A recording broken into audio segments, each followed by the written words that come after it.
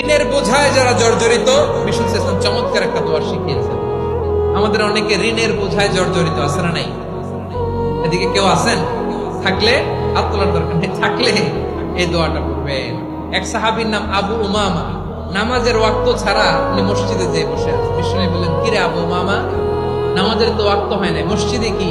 সাহাবী বলে, হুমুমুন লাজিমাতনি ওয়া দুয়ুন। নবী গো, ঋণের বোঝায় এমন টেনশনে আছি, ঘরে থাকতে পারলাম না, মসজিদে চলে আসছি। বিষ্ণু বলেন, আমি কি তোমার এমন একটা দোয়া শিখাবো যেটা বললে আল্লাহ তাআলা তোমার ঋণের বোঝা হালকা করে দিবে? আবু উমামা বললেন, ইয়া রাসূলুল্লাহ, অবশ্যই শিখাবেন। বিষ্ণু বললেন, তাহলে তুমি পড়বা, আল্লাহুম্মা ইন্নী আউযু বিকা মিনাল হাম্মি ওয়াল হাযান ওয়া আউযু বিকা মিনাল জুবনি ওয়াল বুখল ওয়া আউযু বিকা মিন গালাবাতিদ দাইনি ওয়া কাহরির রিজাল।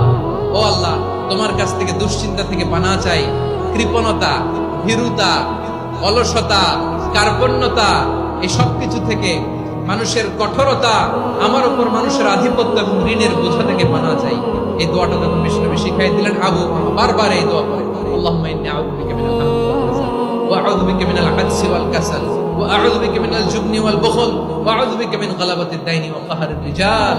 আবু উমামা বলে, এই দোয়া আমি পড়তে লাগলাম আর পড়তে লাগলাম। কিছুদিন পরে দেখা গেল বিষ্ণু নবীর শেখানো এই দোয়ার বদৌলতে আল্লাহ তাআলা আমার সব ঋণ পরিশোধের ব্যবস্থা করে দিয়েছেন।